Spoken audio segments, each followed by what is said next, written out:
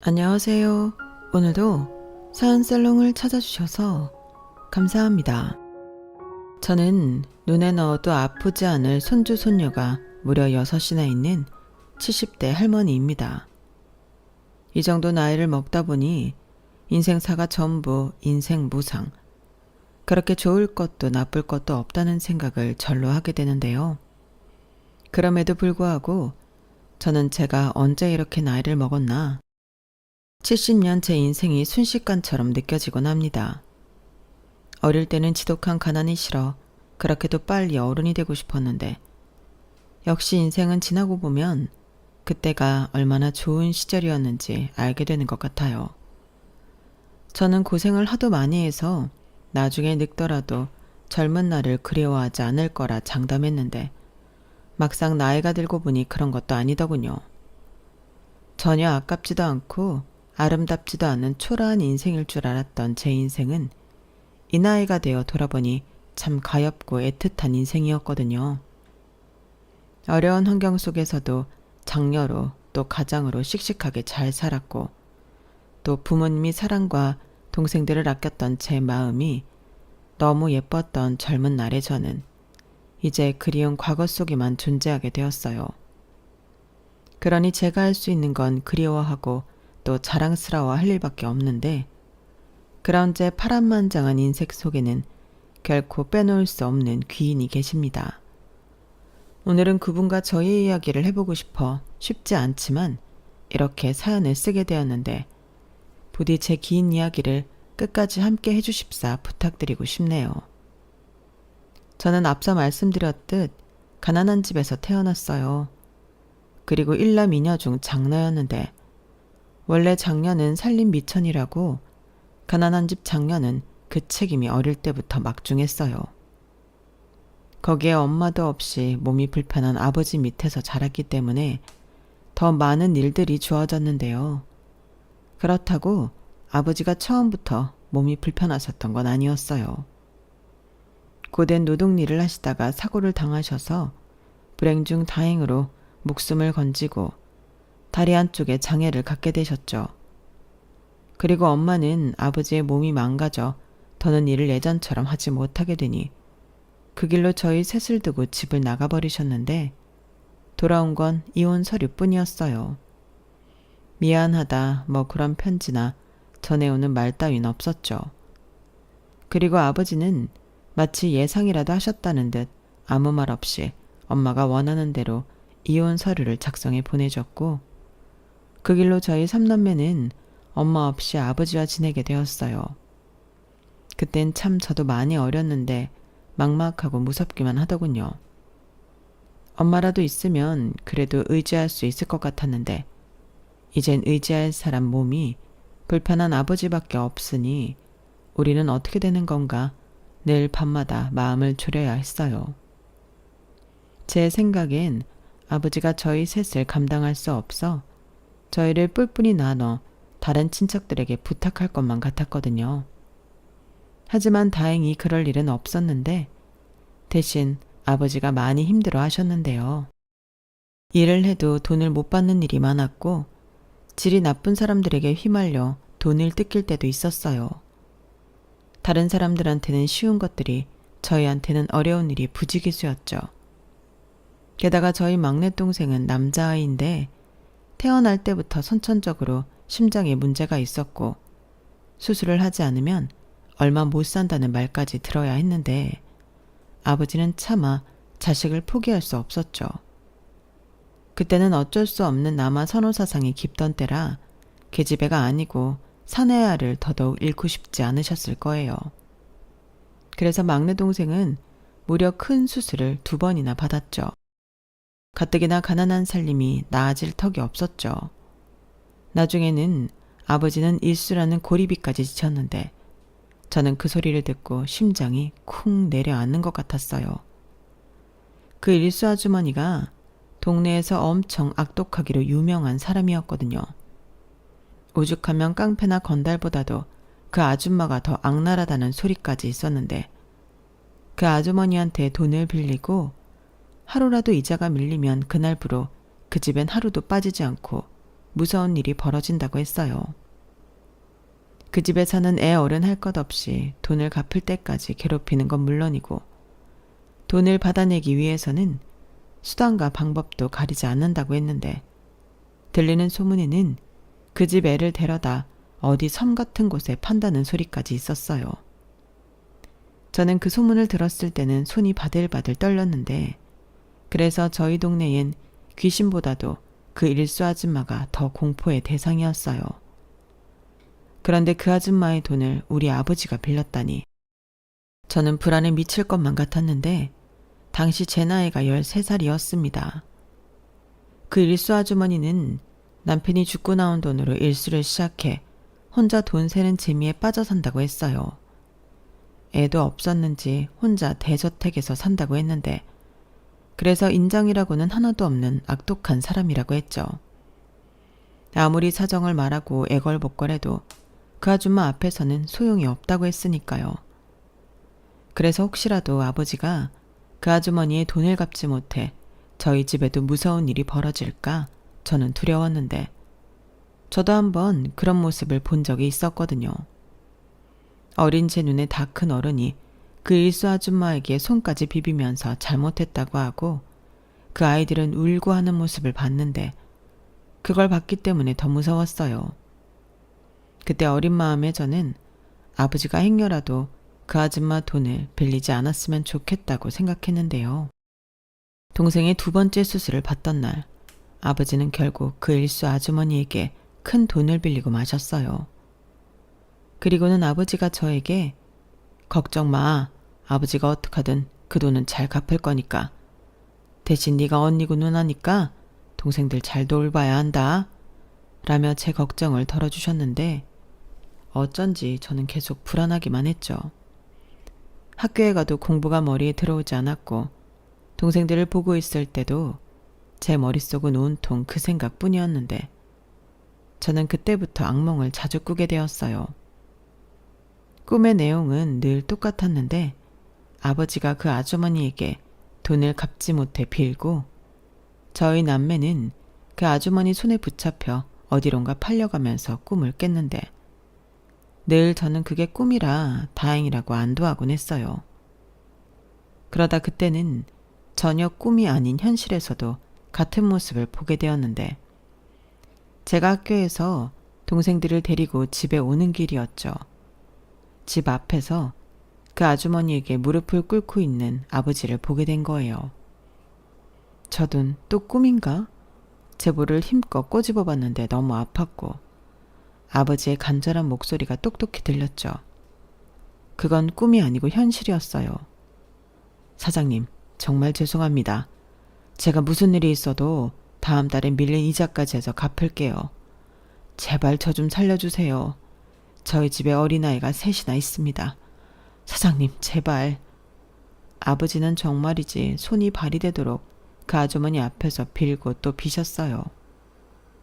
그 모습에 저도 저지만 동생들이 그 모습을 보고 충격을 많이 받았는데 그때 저라도 정신을 차려야겠다고 생각했죠. 그런데요. 이윽고 그 아주머니 눈에 저희 3이 보였고 저는 흠칫 놀라 동생들을 서둘러 집 안으로 들여보냈어요.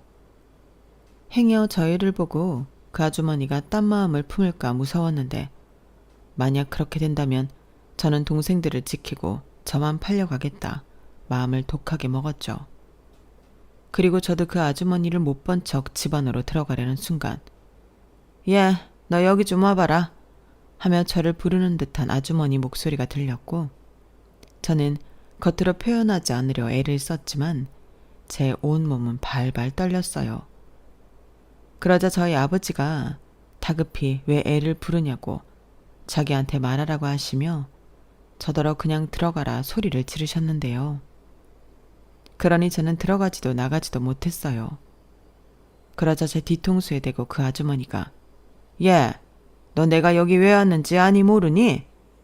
네 아버지라는 작자가 나한테 돈을 빌려가고는 이자도 못 준다고 그러는데 너는 어떻게 생각해? 라고 큰 소리로 동네 사람들이 다 듣게 말하는데 심장이 하도 빨리 뛰어서 입 밖으로 튀어나올 지경이었어요.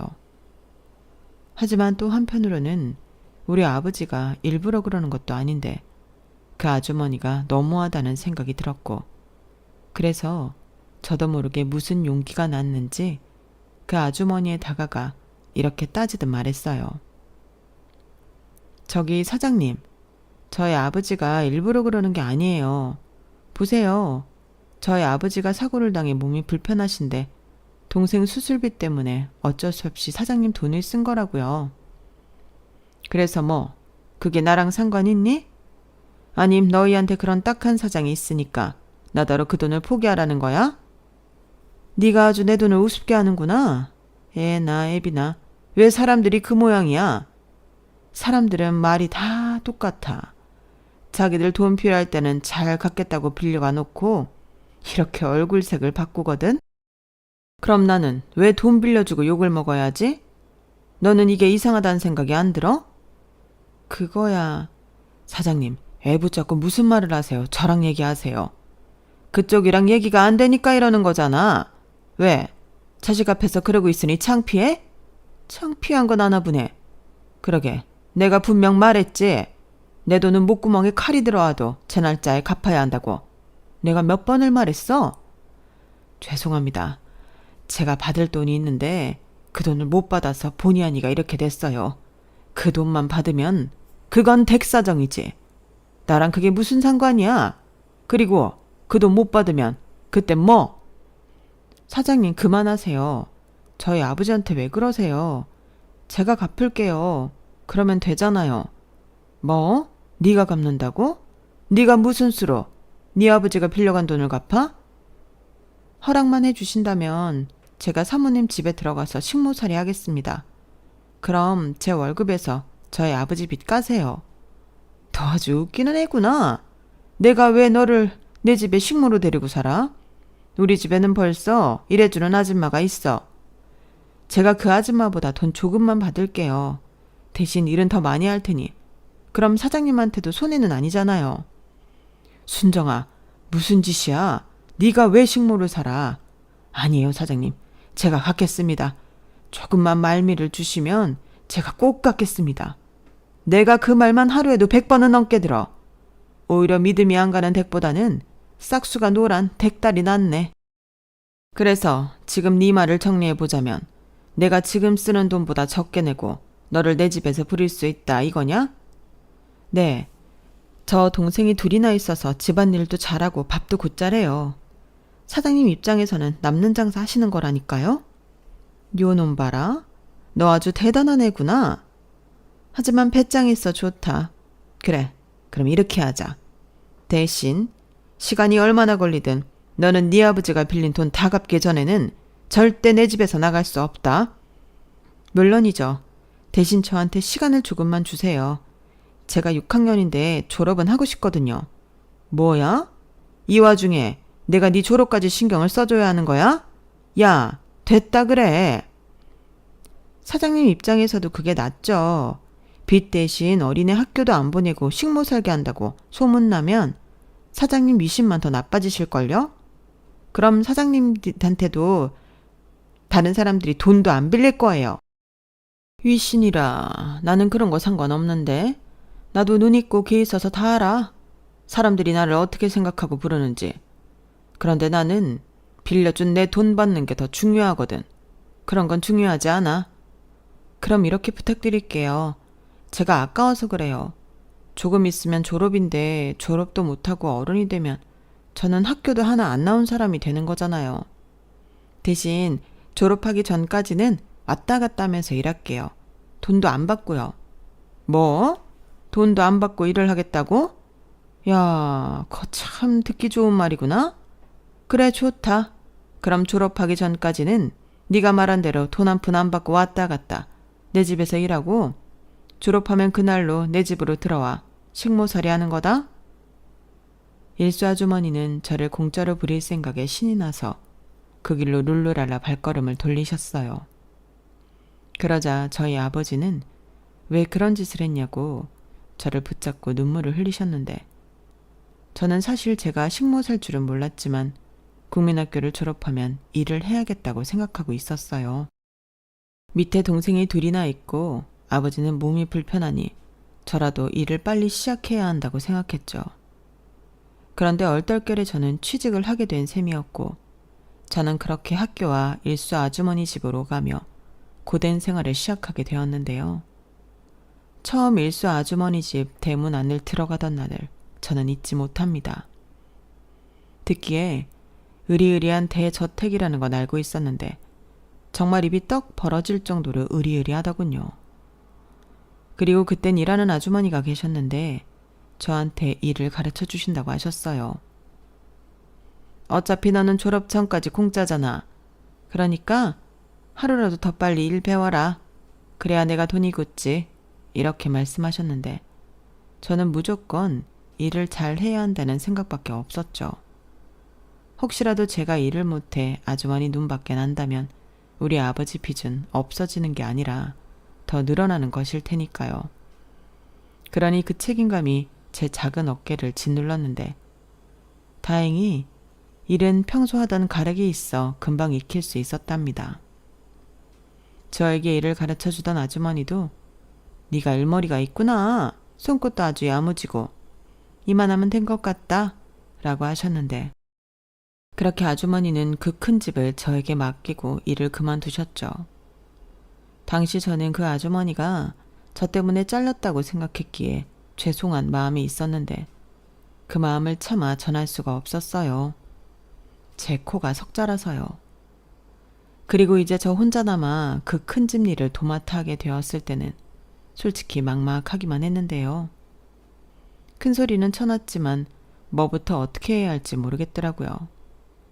전에는 일하는 아주머니가 알려주시면 그것만 하면 되었는데 이젠 아주머니도 안 계시고 주인인 일수 아주머니와 둘이 있으려니 괜히 더 긴장이 되었어요.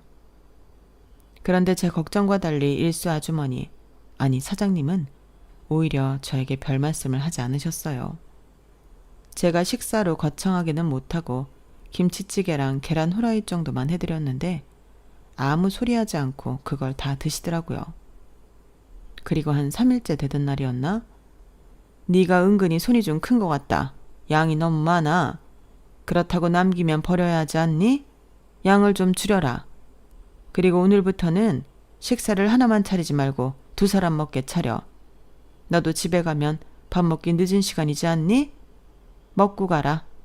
나도 혼자보다는 둘이 나을 것 같다. 이렇게 말씀하셨는데 목소리가 너무 나긋나긋해서 딴 사람인 줄 알았어요.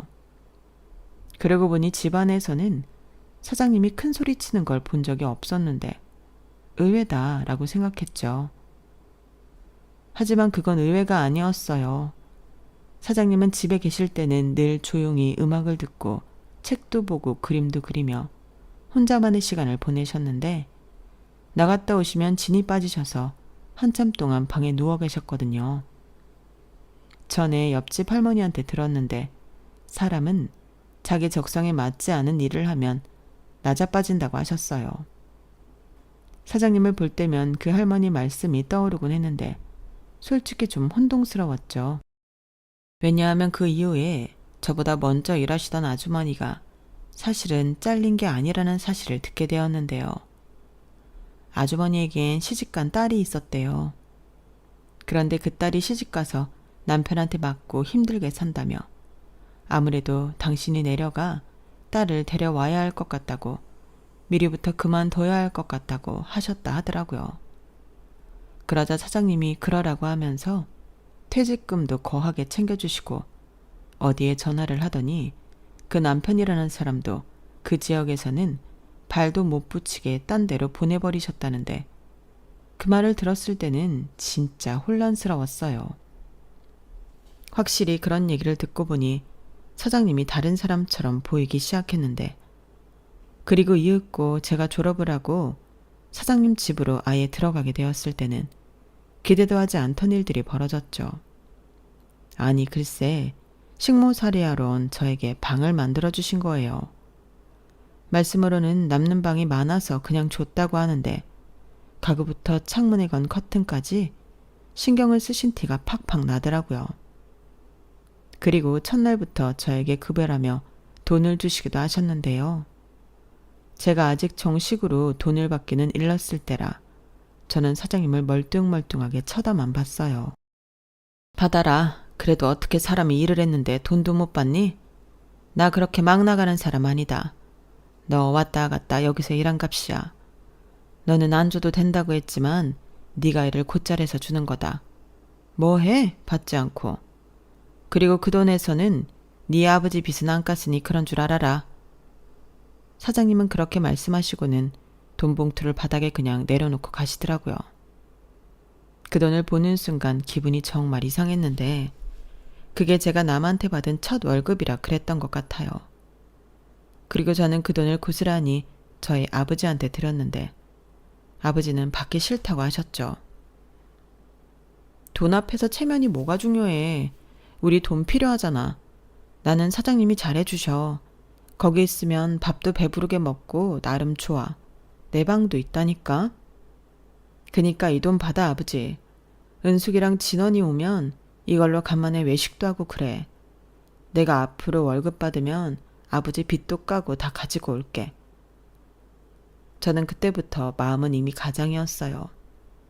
하지만 아버지는 어린 저한테 그런 큰 짐을 지어주는 게 미안해 아무 말씀도 하지 못하셨는데 저는 사장님이 그러셨듯 봉투만 바닥에 내려놓고 돌아왔어요.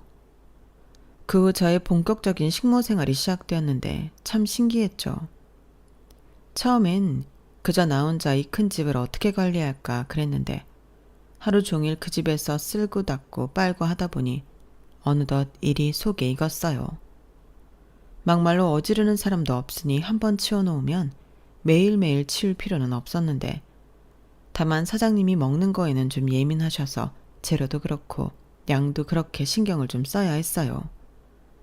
그런데 그것 말고는 말이 제가 식모지 불편한 사항이 하나도 없었는데 오히려 기대하지 않았던 일들이 생기기 시작했어요. 글쎄 제 방에 책이 한가득 꽂혀 있더라고요. 심지어 검정고시 문제집도 있었는데 이게 다 뭔가 눈만 깜빡깜빡 하고 있었죠. 내가 생각을 좀 해봤는데 일도 일이지만 매 시간 종일 일하는 건 아니니 틈틈이 책도 보고 공부도 해라. 나도 이왕이면 배운 애가 내 집 일 해주는 게 좋지. 그래서 일부러 이 책이랑 문제집을 사주신 거예요. 책은 내가 보던 것들이고 문제집은 얻었다. 내 돈 빌려 쓴 사람 중에 선생님도 있거든. 그 선생한테 말해서 얻었지. 나 말 길게 하는 거 별로 좋아하지 않는데 계속 얘기할 거니? 아니요. 그럼 됐다. 저기 왜? 감사합니다. 사실 저는 제가 다시 공부를 할 수 있을 거라고 기대를 못해서. 공부는 누구나 마음 먹으면 다 할 수 있어. 다만 혼자 공부하는 게 쉽지는 않을 게다. 모르는 거 있으면 물어봐. 내가 다 안다고 보장할 순 없지만 너보다야 내가 많이 알지 않겠니? 사장님은요. 요즘 말로 츤데레라고 하던데 딱 그런 분이셨어요. 호의도 호의 같지 않게 툭 던지는 타입으로 어린 저를 감동하게 만들었는데 그 집에서 일을 하다 보니 사장님은 제가 생각한 것보다 훨씬 더 대단하신 분이었어요. 대학원까지 나왔는데 무슨 연유로 일수 같은 일을 하는 걸 하는지 모르겠지만 매일 영어가 가득한 책도 보시고 제가 물어보면 무슨 컴퓨터 마냥 척척 말씀해 주셨죠. 덕분에 저는 1년 만에 중학교 검정고시에 합격할 수 있었고 내친 김에 고등학교 검정고시 준비도 하기에 이르렀는데 그때도 사장님의 도움이 컸어요. 그러면서 저희 두 사람은 한 집에서 나름 서로를 의식하지 않고도 잘 지내게 되었는데 사장님은 제 급여도 일부러 많이 주시려 하셨어요.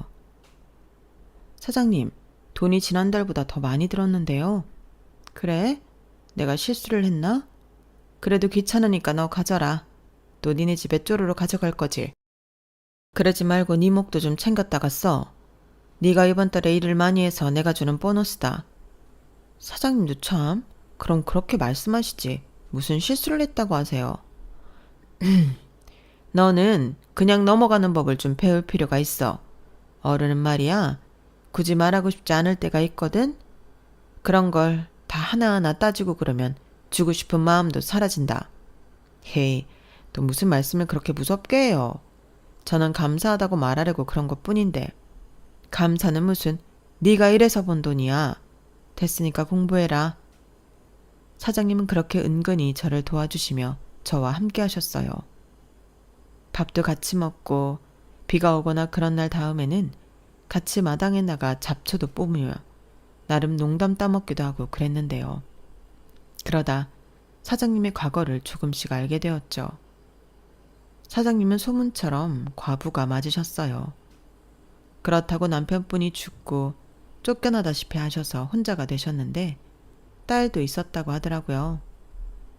하지만 딸이 사고로 하늘나라로 일찍 떠났고 사장님은 큰 슬픔에 잠겨 되는 대로 살았다고 하셨는데요. 죽으려고 한 적도 많으셨대요. 하지만 무슨 연유인지 매번 실패했고 이렇게 된 거 살긴 살아야 했으니 욕이나 실컷 먹고 살아보자 하셨다는데 저는 그 소리가 무슨 소리인지 도무지 알지 못하겠더군요. 나는 말이야 벌 받고 사는 게 맞다고 생각해. 그래서 일부러 사람들이 싫어라 하는 일을 선택했고 그 사람들이 내 앞에서 또 내 뒤에서 내 욕을 하는 것도 괜찮아. 그런 게 왜 괜찮아요? 그리고 벌 받고 살아야 하는 인생은 없는 거예요. 사장님이 무슨 잘못을 했다고. 사장님은 피해자죠. 조그만 게 네가 인생을 알아? 그리고 내가 왜 피해자야? 자식을 못 지킨 엄마인데 큰 죄를 지었지. 아니에요, 큰 죄는. 우리 엄마처럼 자기만 살겠다고 자식을 버리는 게 죄예요. 사장님은 딸이랑 같이 있고 싶었는데 쫓겨난 거잖아요. 나쁜 사람들은 그 사람들이에요.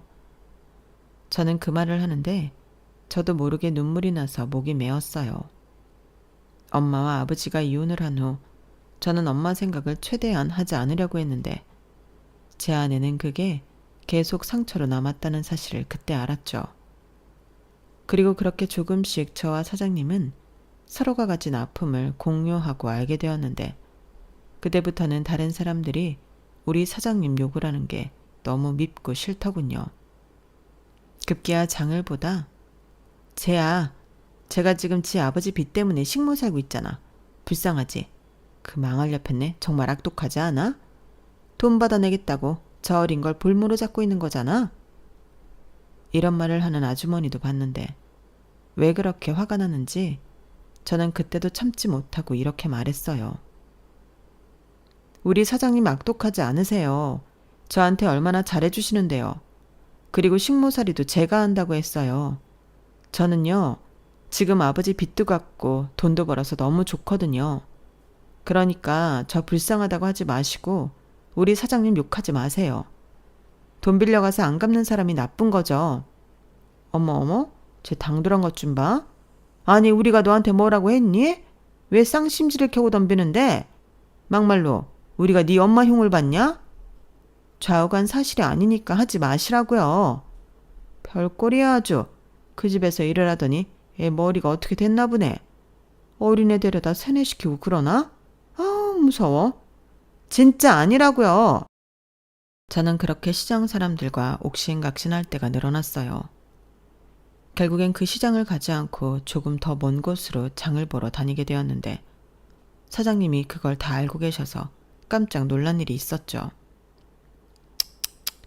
그러게 왜 나서지 않아도 될 일에 나서서 불편을 자처해? 네 흉 보는 것도 아닌데 라고 대뜸 말을 시작하셨는데 저는 깜짝 놀라 딸꾹질까지 하게 됐어요. 사장님, 그거 어떻게 하셨어요? 저는 곧장 그렇게 물었고 사장님은 아무 말도 하지 않으셨는데 저는 그때 똑똑히 봤어요.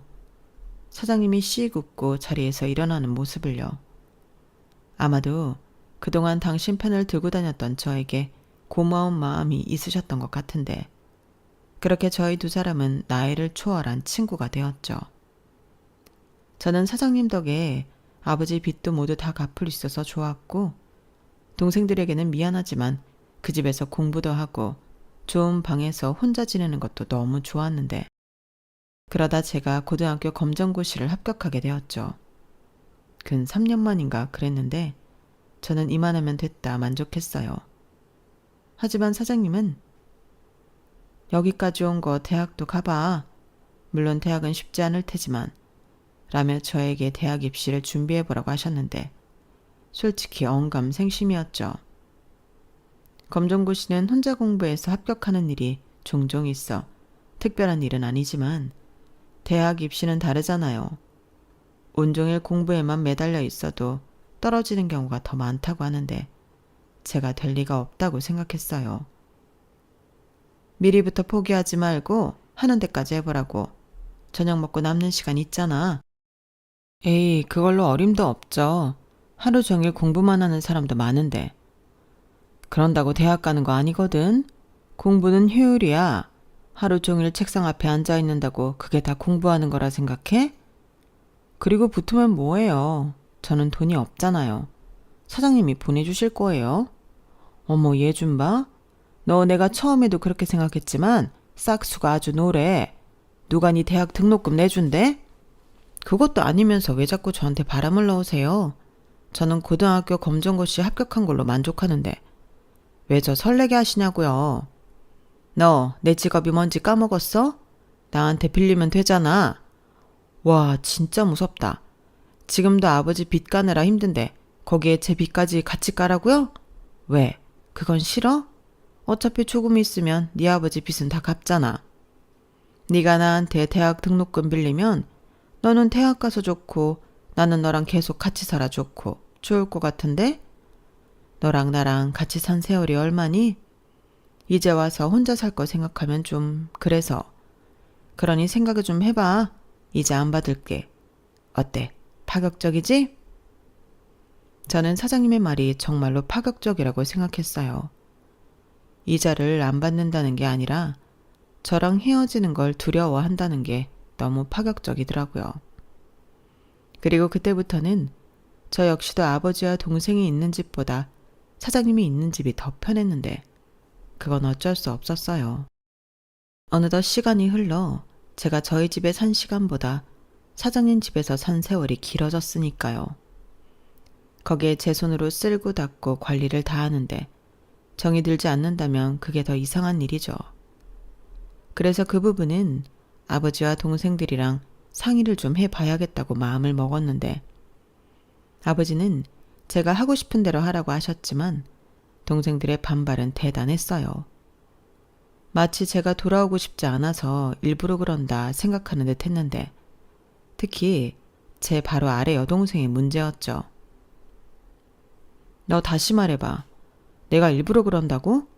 그래, 아버지 빚 다 갚았으면 그만이지. 무슨 대학이야? 왜? 너는 내가 번 돈으로 고등학교 다니면서 언니는 대학 가면 안 돼? 그 소리가 아니잖아. 왜 그 집에 계속 있으려고 하는 거냐고. 우리랑 살면서 다른 일 찾아도 되는 거잖아. 그렇게 일해서 대학 가면 되지. 왜 내가 다른 일 찾아야 해? 쉬운 길이 있는데 왜? 언니 진짜 이상하다. 그게 쉬운 길이야? 언니는 남의 집에서 식모 생활하는 게 좋아? 그 아줌마랑 살더니 언니 변했어. 뭘 변해? 그냥 나는 제안을 해주셨고 괜찮을 것 같아서 상의하려고 한 거지.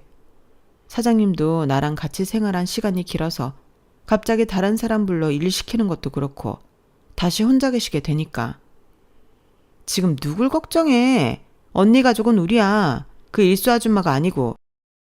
은수가 그만해라. 네 언니 마음이 그렇다고 하지 않니?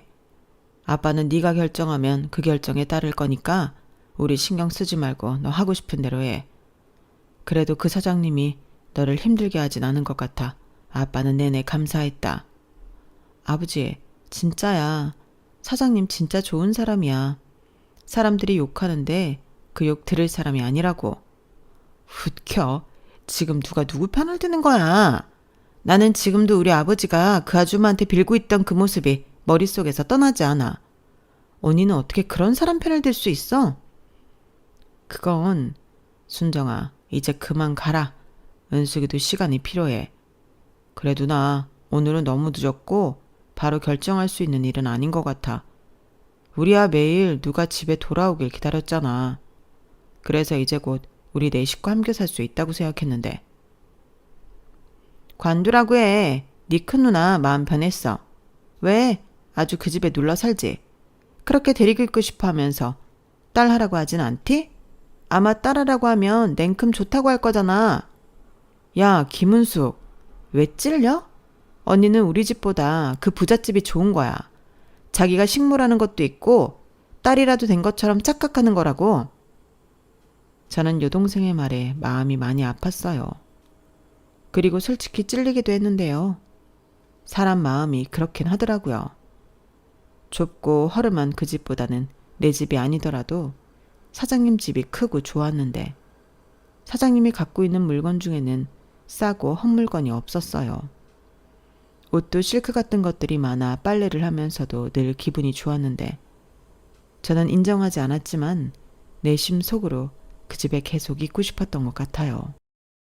그렇게 제 마음을 들키는 것 같은 그날 이후 저는 심적으로 많이 힘들어했는데 고민을 많이 하긴 했지만 집으로 돌아가기로 결정을 했네요.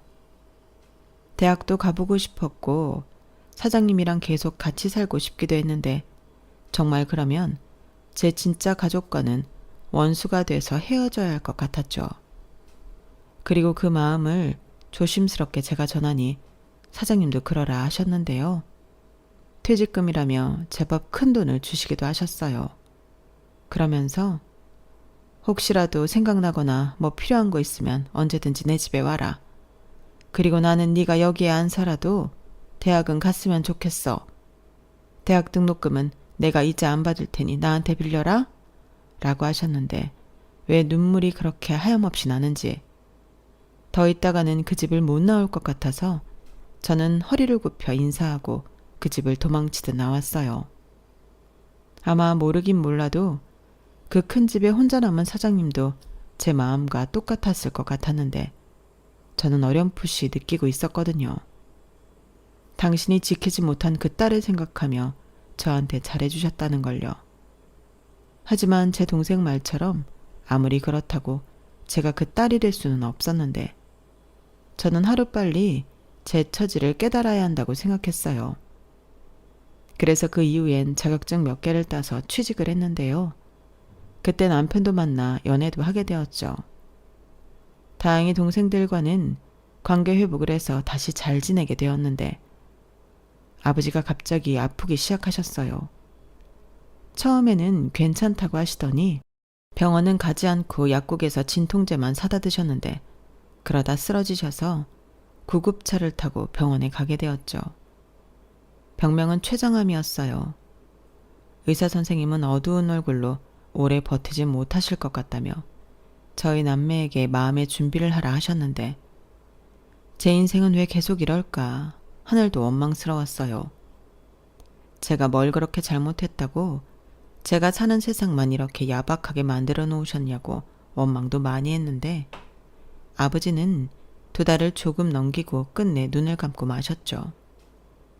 무슨 정신인지 모르게 차려진 빈소를 보고 또 손님도 별로 없는 그 휑한 장례식장에 앉아있으니 너무 우울하기만 했는데 어떻게 아시고는 사장님이 저희 아빠 장례식장으로 오셨더군요.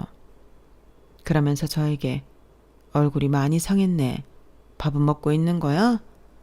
아휴, 이를 어쩜 좋아. 라고 하시면서 저를 안아주셨는데 그때 참았던 눈물이 한꺼번에 터졌어요. 그 모습을 제 동생들을 비롯해 몇 안 되는 조문객들이 전부 보셨는데 사장님이야 워낙에 동네에서 유명했으니 사람들이 수군거리고 난리도 아니었다 하더군요. 저는 우느라 못 봤으니까요. 그리고 사장님은 저희 아버지 장례 비용은 물론이고 납골당까지 다 계산을 해주셨는데 그때 제 동생들도 처음으로 사장님께 감사한 마음을 느꼈어요. 특히 저를 맹비난했던 여동생이 언니 말처럼 그 아줌마 아주 나쁜 사람은 아닌가 봐. 나 솔직히 좀 놀랬다. 라고 하는데 제 마음이 다 기쁘더라고요.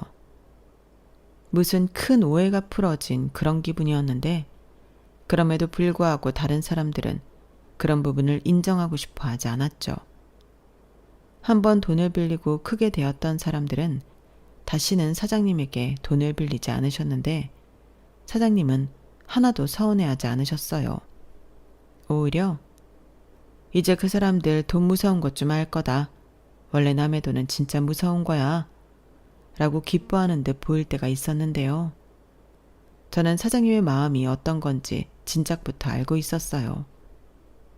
돈이 급한 사람한테는 기꺼이 돈을 빌려주셨고 그 돈을 갚으려 노력하지 않는 이에겐 돈의 무서움을 알게 하기 위해 수단과 방법을 가리지 않았는데 그걸 다른 사람들은 몰랐던 거예요. 그러니 뒤에서 악독하다, 악랄하다 욕만 해댔는데 저라도 사장님의 진짜 마음을 알아드리고 싶었어요. 그리고 가능하다면 제 동생들도 알아주길 바랬는데 아버지 장례를 치른 후 사장님에게 태도가 달라진 동생들을 보며 마음이 그렇게 좋을 수가 없었죠. 기분상인지 모르겠지만 사장님도 좋아하는 듯 보였는데 그러다 한 1년이 조금 넘었을까? 사장님이 상의하고 싶은 일이 있으니 집에 좀 오라고 하시더군요. 오해는 하지 말고 그냥 내가 좀 마음이 허해서. 순정아, 너 그냥 내 수양 딸 할래? 네? 제가요? 사실 뭐 마음은 널 딸처럼 생각하고 있었다. 우리가 같이 산 시간이 얼마니? 그리고 떨어져 지내보니까 내가 생각한 것보다 내가 더 너한테 의지를 많이 한 것 같은데 이제 아버지도 안 계시니 너 혼자 동생들 건사해야 하잖아. 막내는 아직 고등학생이고 그야 그렇지만 내가 네 동생들 공부도 시켜주고 시집 장가도 보내주고 그럴 테니까 생각 좀 해봐라. 이젠 돈 버는 재미보다 사람이 그리워. 나도 늙나보다. 사장님, 왜 그렇게 약한 소리를 하세요? 언제는 욕을 하도 먹어서 오래오래 사실 거라고 하셨잖아요. 그야 네가 하도 내가 욕먹고 사는 걸 싫어하니까. 그리고 내가 뭐 죽는다니? 외롭다고. 너랑 다시 살고 싶다고. 근데 이젠 식모 말고 딸아라는 소리야, 내 딸. 참 이상하죠? 그렇게 싫어하고 무서워하고 그 집에 들어가기로 한 이유가 나에게 너무나도 명확한데 저는 사장님을 엄마처럼 생각하고 있었어요. 그리고 사장님이 내 딸이라고 하는데 나도 엄마가 있었으면 좋겠다. 사장님이 우리 엄마였으면 좋겠다. 이런 생각을 하게 되었는데요. 그때도 동생들 생각을 안 할 수가 없었어요. 그렇다고 사장님한테 내 동생들도 모두 입양해달라고 할 수는 없었는데 참 어렵더라고요. 그때 여동생이 저에게 뜻밖의 말을 해줬어요. 언니, 나 성인이야. 이전에 나랑은 다르다고. 언니 하고 싶은 대로 해. 뭐라고 하지 않을게. 언니가 그 사장님 딸이면 우리랑은 남인가? 우리는 핏줄이잖아. 사실 이미 알고 있었어. 언니랑 사장님이 가족 같은 사이라는 걸. 은수가 그래도 나만 그렇게 가면 어차피 언니 시집가면 우리랑 못 사는 거 아니야? 몇 년 같이 산다고. 그리고 이런 말 하면 내가 속물 같지만 사장님이 우리 학교도 보내주고 시집 장가도 다 보내주신다며. 그거야. 내가 딱 보니 한 입 가지고 두 말하는 타입은 아니신 것 같은데. 나 괜찮고 이제부터 진원이는 내가 챙길게. 그놈도 곧 있으면 군대 가고 그럴 텐데 괜찮아. 내 동생 왜 이렇게 갑자기 많이 변했어? 사장님이 돈 준다고 하니까 마음이 홀랑 변한 거야? 사람을 뭘로 보고? 전에 일 미안해서 그래. 언니 나 때문에 대학도 못 갔잖아. 내가 대학에 다니니까 알겠더라. 내가 언니한테 못할 짓 한 거. 오, 대학물 먹더니 철이 좀 들었네. 힘들게 벌어서 네 학비 낸 보람이 있다. 그러니까 이제라도 언니 하고 싶은 대로 해. 사장님 딸도 하고 시집가서 아줌마도 하고 내친 김에 다시 공부해서 대학도 다니고. 지 돈이 아니라고 막 얘기하네. 아무튼 그런 말 해줘서 고마워. 아버지가 하늘에서 우리 은숙이 잘 컸다고 좋아하시겠다. 근데 진원이가 싫다고 하면 어쩌지? 걔는 그런 말 할 자격이 없지. 내가 알아서 할게. 지 수술비 때문에 우리가 이렇게 된 거 걔가 모르나. 언니가 처음 그 집에 식모 살러 갈 때 진원이 진짜 많이 울었어. 자기가 건강하게 태어나지 못해서 그렇다고. 아마 진원이도 좋아할 거야. 언니가 행복하다는데 누가 말려? 저는 여동생의 말을 듣고 용기를 내기로 마음을 먹었어요. 솔직히 이번에도 주저하면 사장님을 더는 못 보고 살 것 같았고 그럼 내내 제 마음속에 후회로 남겨둘 것만 같았는데 이젠 그런 게 싫더라고요. 참고 희생하고 양보하고 저도 그런 것에서 해방되고 싶었어요. 그리고 누구보다 사장님을, 아니 엄마를 옆에서 행복하게 해드리고 싶었는데 그렇게 법적으로도 가족이 된 저희 두 사람은 모르는 사람이 보면 원래부터 모녀지간이라고 생각할 정도로 잘 지냈어요. 오래 같이 살다 보니 닮기도 하더라고요. 그래서 종종 딸이 엄마 닮았네 이런 말을 들을 때도 있었는데 그럼 기분이 날아갈 듯 기쁘더라고요. 게다가 엄마는 이제라도 대학에 갔으면 좋겠다고 말해 저는 자신은 없지만 공부는 해보겠다고 낮에는 회사에 가고 밤에는 공부를 했는데 결국 그 때문에 연애가 소원해졌어요. 그때 헤어질 뻔도 했는데 남편이 옆에서 묵묵히 기다려줬죠. 그리고 시간이 지나면서 저희 엄마도 남편이 그런 듬직한 모습을 마음에 들어 하셨는데 사위사랑은 장모라고 결혼 전부터 그렇게 당신 사위를 챙기시더라고요. 그렇게 저는 공부한 끝에 대학에 들어갔어요. 아무래도 대학을 다니려면 다니던 회사는 그만뒀어야 했는데 남편이 그때 프로포즈를 했죠. 엄마도 그게 좋겠다며 제 결혼에 찬성을 하셨는데 결혼식 비용을 저희 엄마가 거의 부담할 정도로 지원을 아끼지 않으셨어요. 같이 살자고 저를 딸로 삼았는데 이렇게 홀랑 시집을 보내게 되어 서운하지 않냐고 물으니 그래서 집도 근처에 얻지 않았냐고 저희 엄마는 특유의 표정을 지으셨어요. 전에는 그 표정이 섬뜩하다 생각한 적이 있었는데 이젠 아니었죠.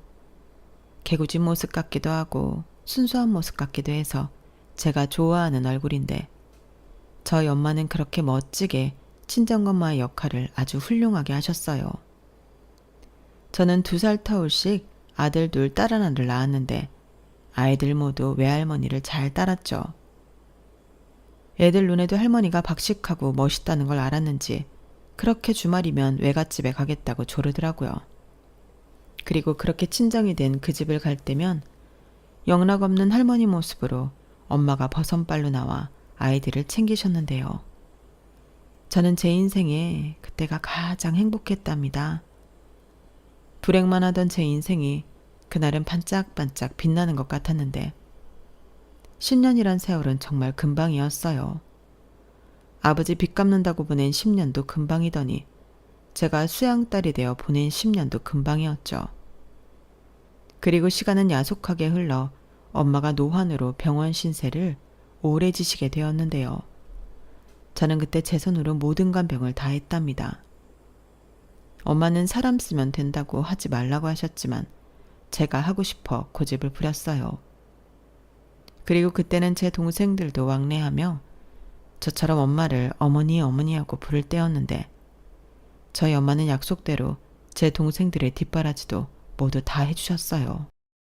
대학은 물론이고 시집 장가도 다 보내주면서 집도 한 채씩 해주셨는데 엄마 덕에 제 동생들도 기죽지 않고 시집 장가를 가게 되었죠.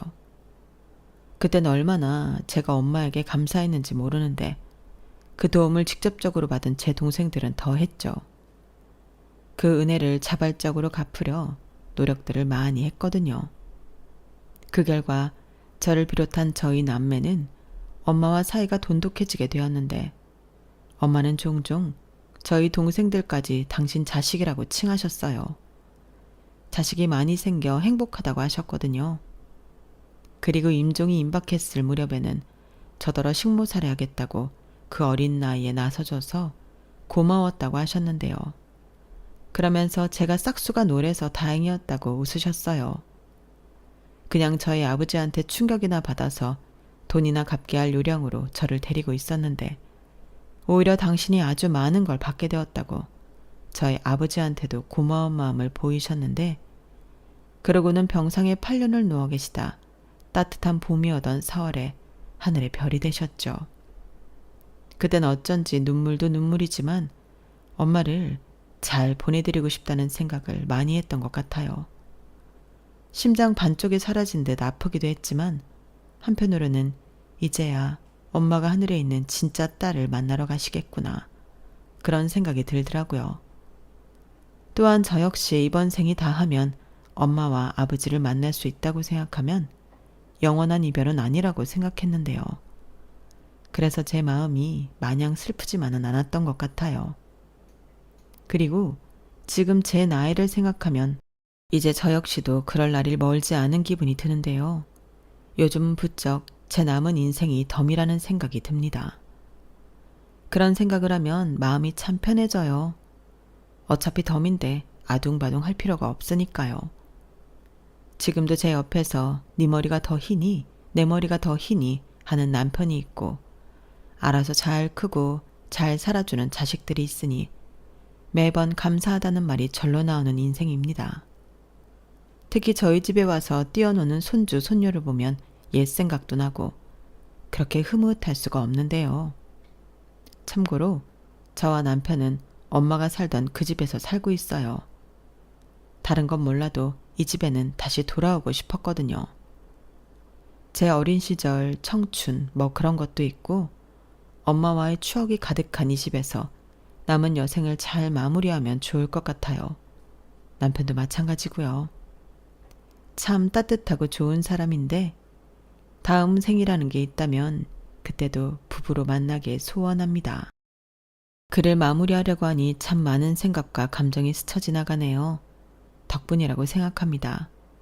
사연을 쓰는 동안은 다시 그때로 돌아간 듯 생생했어요. 이런 기회가 있어 감사할 따름입니다. 이상 제 기고했던 하지만 행복했던 사연은 여기까지였고요. 끝까지 들어주신 모든 분들께 감사한 마음을 전합니다. 좋은 일이라고는 하나도 없는 제 인생이 돌이켜보면 좋은 일 투성이었네요. 여러분들도 즐겁고 행복한 인생 많이 누리시길 바라며 저는 이만 인사드리겠습니다. 감사합니다. 여러분, 사연 댓글에 응원과 현명한 조언 부탁드려요. 좋아요와 구독은 저에게 큰 힘이 됩니다. 오늘도 좋은 일 가득하세요.